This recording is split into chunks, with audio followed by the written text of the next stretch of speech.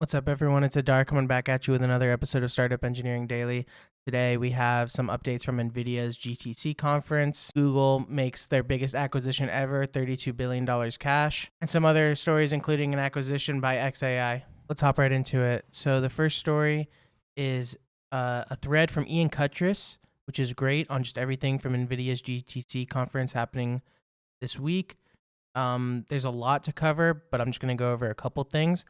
So first is new GPUs and a new rack, I believe. I'm not too experienced with like these terms. I know that FP8 is like 8-bit floating points. And I think somewhere he says here that, so like NVL means how many dies on the GPU, right? So 72 and 144. And so we have Blackwell Ultra, which is apparently, I want to say 50% better than the previous version, or like 1.5x than the previous version of Blackwell, and I think even up to 50 times faster than Grace Hopper. So there's that, and then there's Vera Rubin NVL and Rubin Ultra NVL 576, huge. And here NVIDIA is launching a new platform. They call it an operating system, but it's more like an inference library, I guess they said. So you can see here, this is tokens per second per megawatt, I believe. So they're doing like a fixed electricity comparison. And this x-axis, I don't really understand, but I guess it's when you're doing like reasoning, which needs a lot of tokens per second for one user. It's like more efficient, right? So Hopper gets stuck at around 200 tokens per second for one user, whereas Blackwell Dynamo NVL72 with FP4 gets 500 or even like 700 maybe.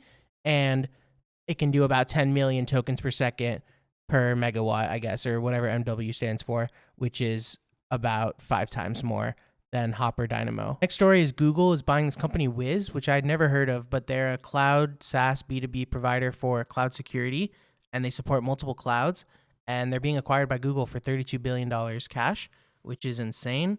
This article says that last year Google tried to acquire them for $23 billion, so it's a $9 billion increase since last year, and the company currently has $700 million ARR, so it's about a 50x multiple. I think it was 47 when I checked the calculator. So Google says they're going to keep it multi-cloud for now. I'm not really sure the strategic insights behind this. I'm sure they have some reasoning, especially for paying this much, but something interesting. Always cool to see big exits.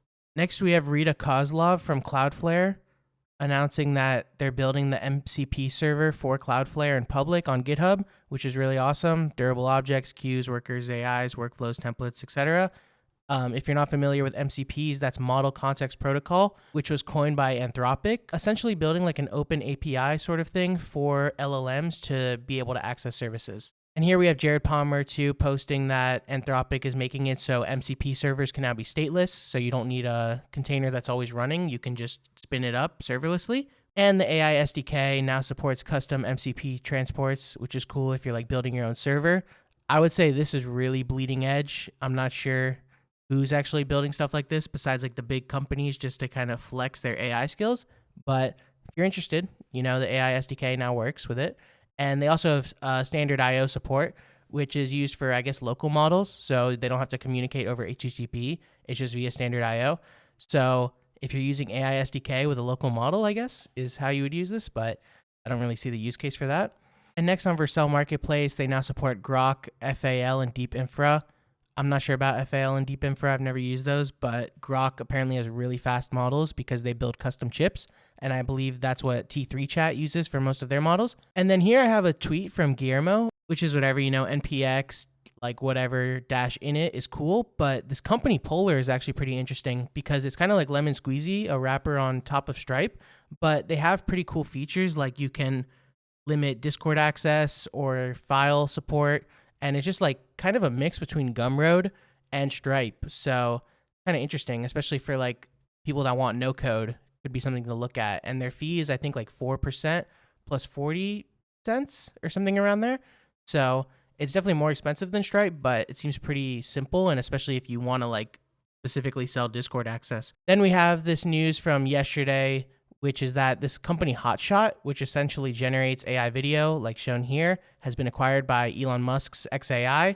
to support video, I guess. And you can even see a tweet here from him about it. So I guess we'll keep posted on that. They don't have any numbers about customers or how much the acquisition was, but still cool to see that xAI is acquiring companies. And this company was launched in August of 2024. So it's only been about 6 months 6 to 8 months, and they've already exited to xAI. So this is a great job from these guys, and we'll see what comes out from xAI regarding video generation. I don't really do any video generation, but this does look pretty good. I'm sure there's something interesting that could be built here, at least like a photo AI, like help people generate videos for themselves or generate marketing videos. But video generation kind of definitely reaches a line of like Black Mirror for me, so I'm still a bit hesitant on it.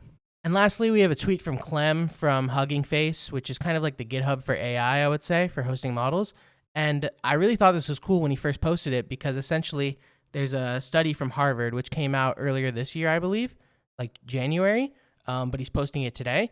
And it essentially says that open source generates $8 trillion of value for companies. Actually, when I went to the replies, I saw this guy, Chad Whitaker, who actually went really deep on the subject. And he essentially explains that in the paper, the $8 trillion of value would be if every company that used open source software had to rehire people to create that software again. So they had another model in the paper that actually had it where this would be the more likely scenario, is that if all these open source projects disappeared, then there would be like a few SaaS competitors who would rebuild those open source projects and sell it for a fee. And if they use that model in the paper, it would only cost about $170 million compared to $8 trillion to rebuild all the software. So this guy, Chris Whitaker, is funny. I'm glad he had the reply in here, because, this is something you would hear from people like, oh, open source is so powerful, which it is. It's incredible, but these research papers are definitely going to be spread around, or at least this 8 trillion number is going to be thrown around, when it's actually more like 200 million to replace the open source software. That's all the news for today. Thanks for watching, and we'll see you tomorrow.